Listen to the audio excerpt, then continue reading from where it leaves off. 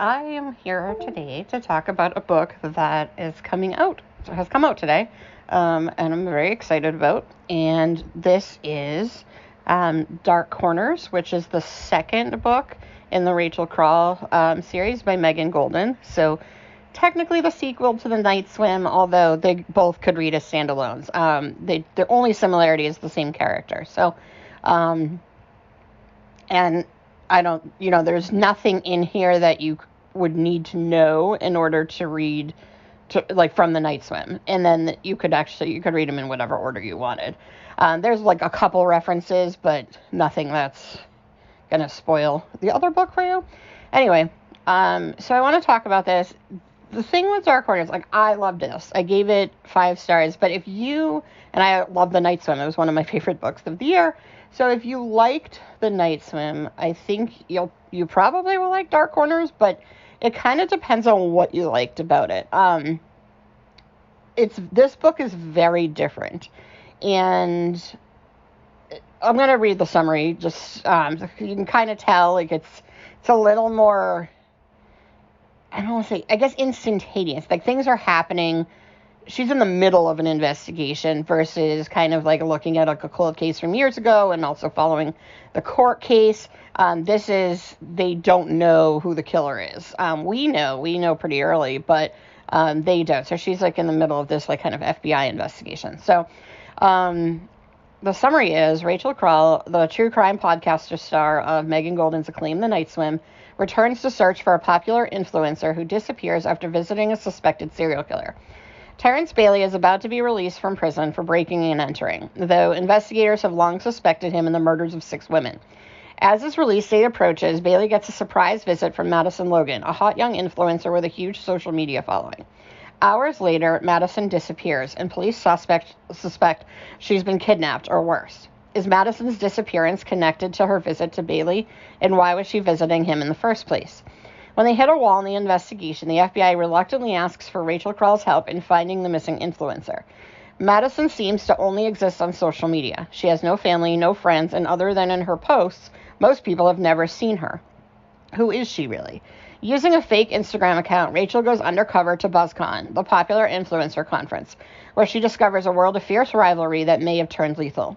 When police find the body of a woman with a tattoo of a snake eating its tail, identical to a tattoo Rachel had seen on Bailey's hand, the FBI must consider a chilling possibility. Bailey has an accomplice on the outside and a dangerous obsession with influencers, including Rachel Krall herself. Suddenly the target of a monster hiding in plain sight, Rachel is forced to confront the very real dangers that lurk in the dark corners of the internet. So one thing I will say is that this summary isn't totally accurate. The influencer piece is sort of part of the story.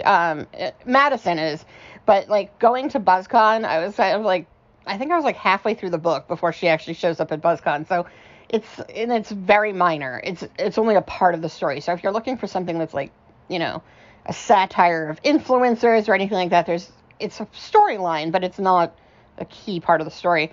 And then, talking about lurking in the dark corners of the internet, I thought this was going to have kind of a dark web kind of thing, and that's not remotely what happens. So what I would say is what this kind of almost instantaneously reminded me of was Sue Grafton's Alphabet series, the Kinsey Millhone series, and I can kind of see long term this series being Rachel being a modern Kinsey, because she's got some of the same attitude, personality. She's driven, she's committed to investigating, and in this book she builds kind of relationships with the FBI. There's a character who we learn sort of later on is going to law school. So there's the potential for a lot of, I think, characters to kind of come back, kind of in the Kinsey Millhone series, where you see the characters over and over, and she kind of builds sort of a team that she can go to of experts. And I think we get some of that in Night Swim too. So I think over time we could see her kind of revisiting or reconnecting with some of the people that she's built rapport with, to like ask questions or to like get some help on, kind of puzzles with different mysteries and different crimes. The thing is, this doesn't really deal much with the podcast. So the podcast is unlike the Night Swim, where it's like a huge part of it. There is a podcast, but it's being done as like a special report, not as like an after the fact kind of thing. And it's not going to be a full season. So you're not getting that like you did in the first one. Because this isn't really a guilty or not guilty situation. This is a who is the killer situation. And, what is the motive and how are all these storylines connected?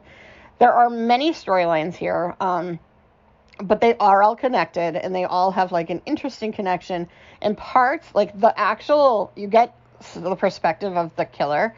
So like I said, we know early on, we don't necessarily know all the details or like exactly what's going on, but we know some of the information.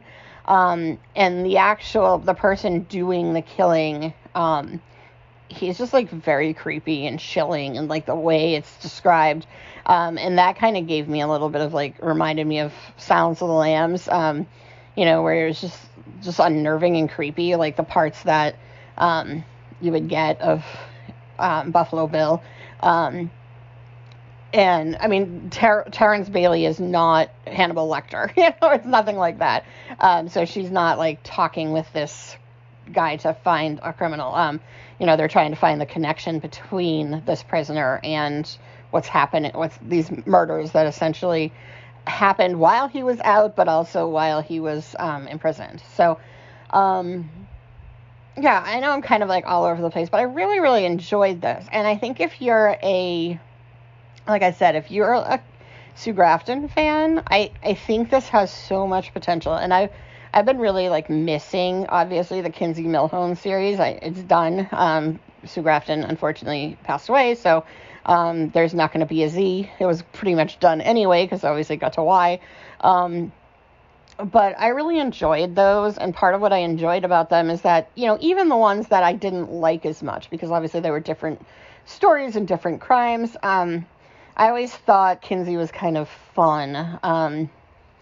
And I'm not usually big on series, like, partially just because a lot of these series have, 50 books, and I just don't have the energy to track down the order they go in or anything like that. It was very easy with the Alphabet series because they go in alphabetical order.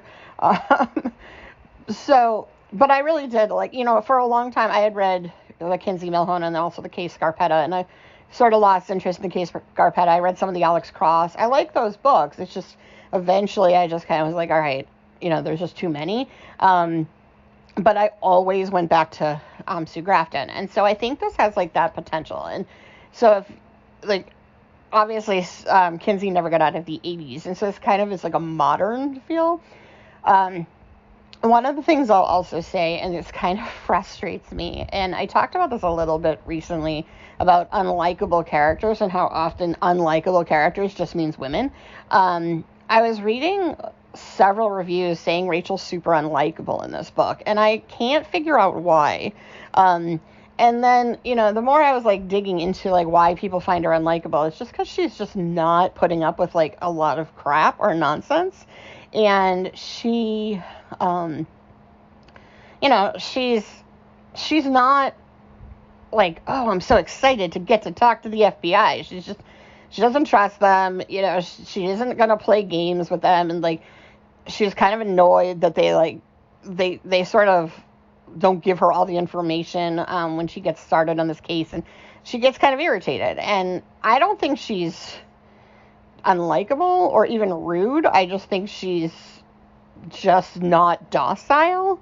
And it frustrates me so much that people often refer to characters like this as unlikable, because I read, and I'm not saying anything bad about the Lee Child books. I mean, like Jack Reacher is kind of fun, but the thing that's frustrating to me is like the first chapter of the first Jack Reacher book is just him literally complaining about everybody and everything.